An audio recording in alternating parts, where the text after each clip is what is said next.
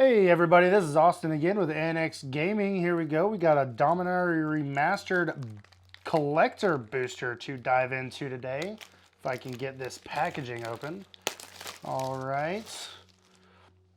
Welcome back everybody to the channel. We got 12 nice collector boosters to dive in here today and see if we can get some of those nice tutors or anything like that. Man, a lot of extra air in these packs here.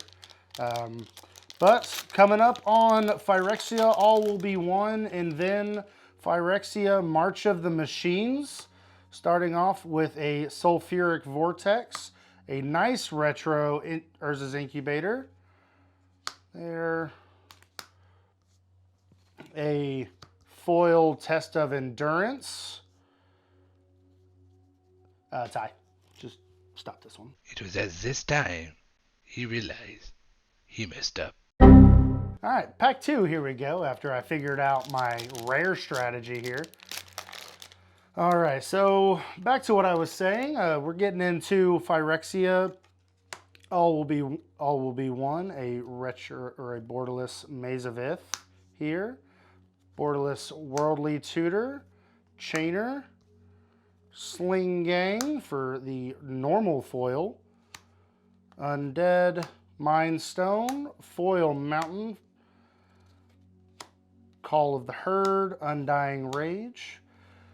But getting into all these Phyrexia sets means we're going to be getting a lot of those artifacts coming back in, which really always makes me happy to see, as I can attempt to get this pack open. And we have achieved that goal.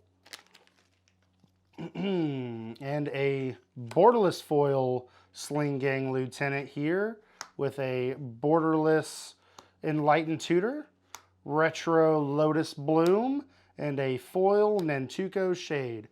Man, they are just throwing all of these different variations of all these cards, and I just like to go back to the simpler times of just like Kaladesh, whenever there was just the only different thing was just the masterpieces, and those were always really hard to get, and you just really wonder how long these collector boosters are going to last and how long this business model will last of Wizards of the Coast just dumping a bunch of different artworks and different kinds of printings into us. I have a non-foil Urza Lord Eye Artificer here, looking really good. Retro Shivan Dragon, foil Zera, Chainer.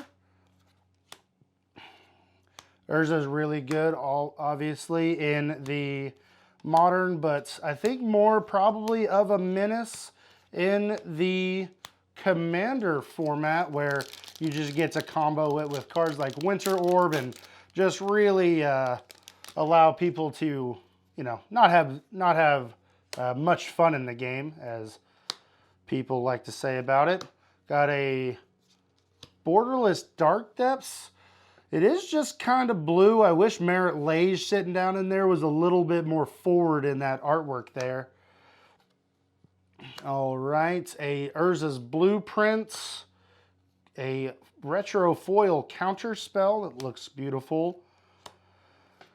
But with the Urza, I really, I tend to take now into the Esper version in the new Commander precons that came out with the Brothers War alongside Mishra, and Esper has always been my favorite color, but Esper Artifacts has never just had, you know, that fantastic artifact carrying commander. I mean, of course, you've always had the Centriplets and the Shrooms and everything, but you know, this doesn't compare to just getting to make big, beefy construct tokens that also have menace and get to have a good time that way with all of your Unwinding Clocks and Darksteel Citadels and all of those good cards. But what are y'all's favorite colors to play in Commander, or favorite archetypes even, or favorite formats to play in. Ooh, another borderless gamble. I like how he's looking at a book so he can find his favorite card and put it back into the graveyard just the same. Got a retro Saproling Symbiosis, foil Glory, and a retro Savannah Lions. All right, these are nice retro mountain foils. I love those basic lands. They look fantastic. Hopefully, you know, these feel pretty good. Hopefully we won't be having any curling issues, but from what I heard, if you take them and get a 63% humidity pack and put it in a sealed Tupperware container, that might help with your curling problem. Otherwise, you might be struggling at some big tournaments. Nice retro Enlightened tutor there. Nice foil Worldly tutor there as well with the double tutor in the pack. All right, getting through this one. And just a few more packs here with all of these foils and beautiful cards. Though I do love foils, I do hate when they curl and try to do my best to always keep that from happening. With a nice retro foil Royal Assassin there.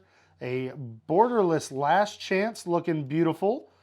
Retro Crawl Space. Foil Clifftop Retreat and a borderless foil Flame Tongue Kavu.